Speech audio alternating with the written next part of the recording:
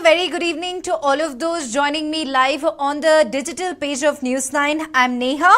The political heat has clearly charged up in the poll-bound Bihar, where BJP and its allies are all set to lock horns with the RJD-led alliance.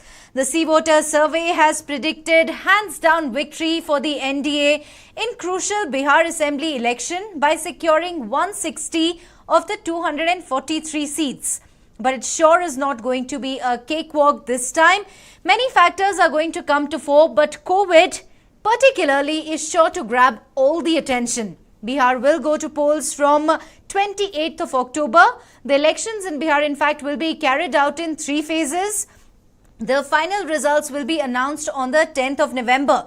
Chief Minister Nitish Kumar is contesting the elections for a 4th term in an alliance with BJP. He is challenged by the RJD and the Congress. Prime Minister Modi has been vocal of his praises for Nitish Kumar, also somewhere touted him as the person who brought a lot of progress in Bihar.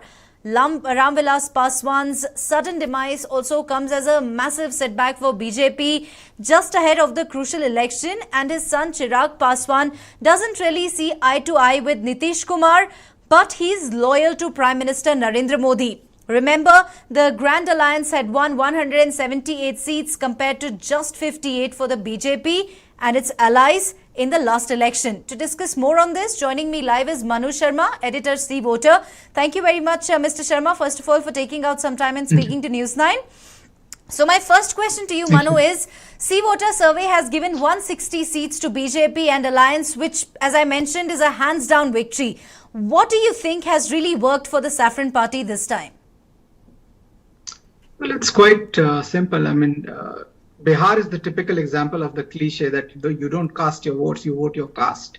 If we were to analyze the elections in Bihar, ever since the advent of the Lalu era or the post-Mandal politics, one thing has been very consistent. That is, the 3 major poles or totems of the Bihar polity, that is, the socialists led by Nitish Kumar, the other wing of the socialists led by Lalu Prasad Yadav, and then finally the Dalit and the other backward classes being led by Mr. Ramvilas Paswan.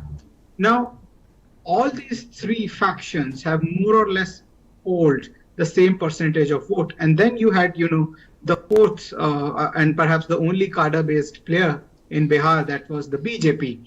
So the vote shares that have been polled by all these major players have been consistent over the years, over the election cycles, maybe we can say even the decades. Now, what has happened is that in the previous elections, when the RJD, the Congress, and other assorted allies scored a spectacular victory in Bihar, the social coalition was such that when you would add up the votes polled by the castes that were represented by these social groupings or political groupings, it was a no-brainer, that they were going to win a majority.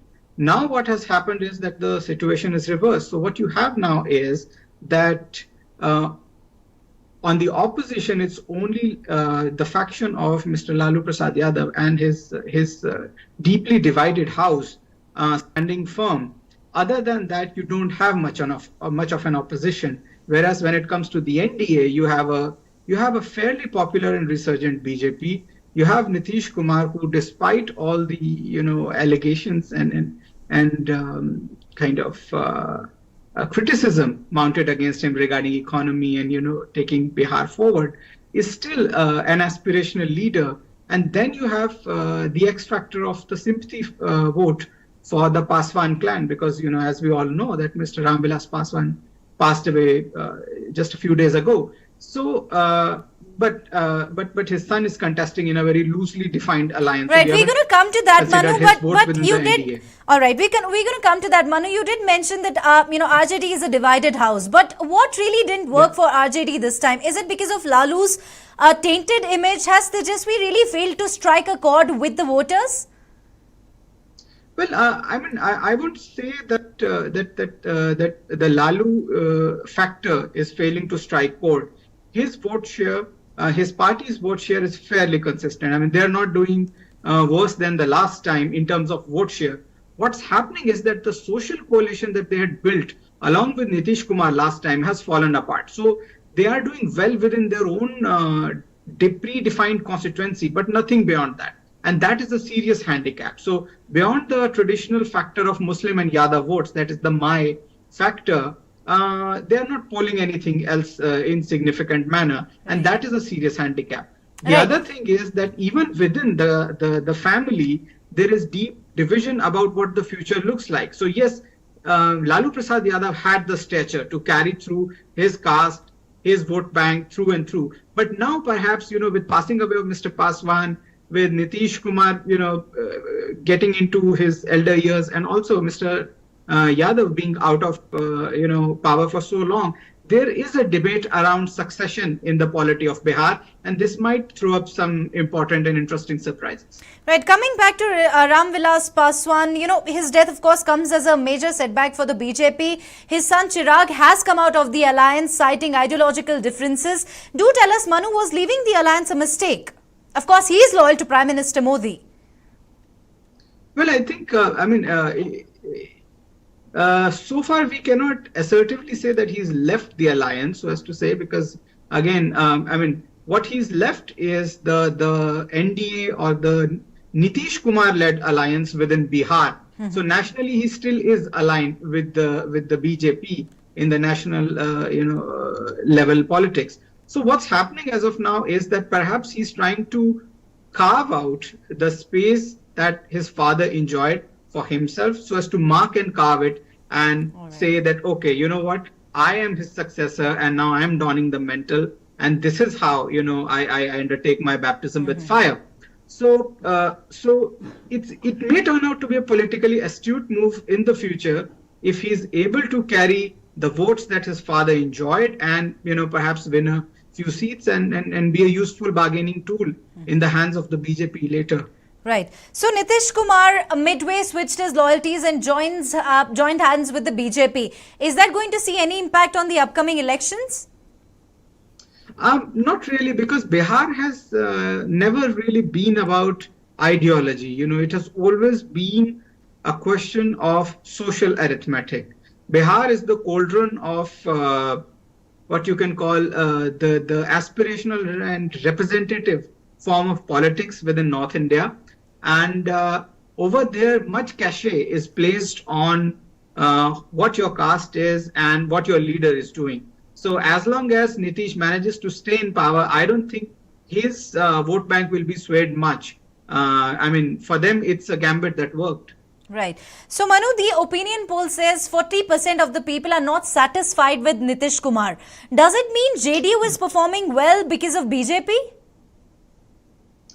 See, in an alliance, one can always conjecture, but this particular question does highlight the fact that there is some kind of an anti-incumbency that is there against the incumbent chief minister, and that is perhaps being counteracted by the national level stance or popularity of the BJP, or perhaps it could be just a plain factor, of the social coalition, and people are saying, okay, we might be unhappy with the CM, but what can we do? This is how we vote. Right. So the survey suggests NDA has gained seats in Bhojpur, Magad and Mithila region.